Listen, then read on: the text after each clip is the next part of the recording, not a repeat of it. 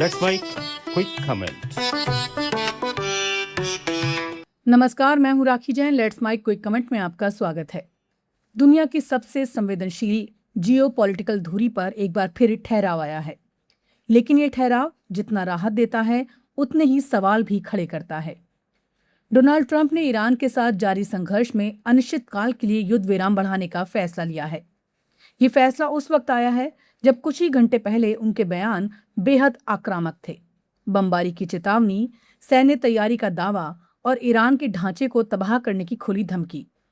ऐसे में U turn सिर्फ एक रणनीतिक बदलाव नहीं, बल्कि कई परतों वाला संकेत है जिसे समझना जरूरी है। ट्रंप का ये कदम बताता है कि अब वो इस संघर्ष को तुरंत आगे बढ़ाने के मूड में नहीं है। बीते दिनों में उन्होंने ईरान पर दबाव बनाने की कोशिश की, समझौता करो वरना युद्ध, लेकिन अंतिम क्षणों में उन्होंने खुद ही उस रेखा को पीछे खींच लिया।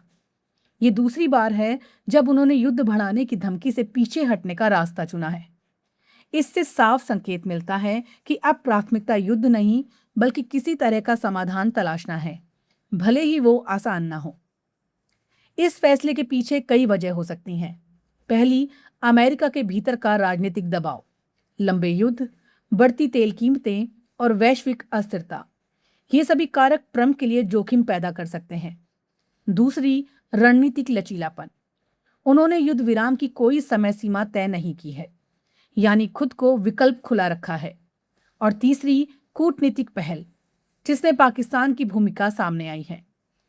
ट्रंप ने साफ कहा कि ये फैसला शहबाज शरीफ और आसिम मुनीर की अपील पर लिया गया है, ताकि ईरान को एक एकजुट प्रस्ताव तैयार करने का अवसर मिल सके। लेकिन कहानी यहीं खत्म नहीं होती। जमीन पर हालात अब भी जटिल हैं।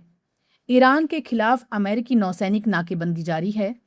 ईरान इसे युद्ध की कार्रवाई मानता है, यानी बमबारी भले रुकी हो, लेकिन टकराव खत्म नहीं हुआ। यही वजह है कि तनाव किसी भी वक्त फिर बढ़ सकता है, खासतौर पर हॉर्मुज स्ट्रेट जैसे अहम समुद्री रास्ते पर, जहां से दुनिया की बड़ी मात्रा में तेल सप्लाई गुजरती है। अमेरिका की प्राथमिकताएं साफ हैं: हॉर्मुज स्ट्रेट को खुला रखना और ईरान के परमाणु कार्यक्रम, खासकर यूरेनियम एनरिचमेंट पर नियंत्रण। दूसरी तरफ ईरान अपनी रणनीतिक क्षमता को पूरी तरह छोड़ने के लिए तैयार नहीं दिखता। भले ही वो कहता हो कि उसका मकसद परमाणु बम बनाना नहीं है, लेकिन भविष्य के विकल्प को खुला रखना चाहता है। यही असली टकराव की जड़ है और यही किसी भी समझौते को मुश्किल बनाती है। इस बीच ईरान के भीतर की स्थिति को लेकर भी सवाल हैं। ट्रंप बार बार ये कहते रहे हैं कि वहां नेतृत्व बिखरा हुआ है। इससे एक नई समस्या खड़ी होती है। आखिर बातचीत किससे की जाए? कौन अंतिम निर्णय ले रहा है? जब तक इस सवाल का जवाब स्पष्ट नहीं होता, किसी भी समझौते तक पहुंचना आसान नहीं होगा। संघर्ष का दूसरा मोर्चा, इजराइल और लेबनान भी इस पूरे समीकरण को और पेचीदा बना देते हैं। वहां भी हाल ही में युद्ध विराम हुआ है, लेकिन शर्तों के साथ। हिजबुल्लाह की गतिविधियां, इजराइल की सुरक्षा चिंताएं और लेबनान की जिम्मेदारियां, ये सब मिलकर इस क्षेत्र को बारूद के ढेर पर बनाए रखते हैं। यानी एक मोर्चे पर शांति, दूसरे पर तनाव, और दोनों का असर एक दूसरे पर। दिलचस्प बात यह भी है कि ट्रंप के इस फैसले पर ईरान की प्रतिक्रिया सकारात्मक नहीं है। ईरानी संसद से जुड़े लोगों ने इसे अविश्वसनीय बताया है। उनका कहना है कि नाकेबंदी जारी रखते हुए युद्ध विराम बढ़ाना असल में दबाव बनाए रखने की रणनीति है और इसका जवाब सैन्य कार्रवाई से दिया जा सकता है। यानी भरोसे की कमी अब भी गहरी है।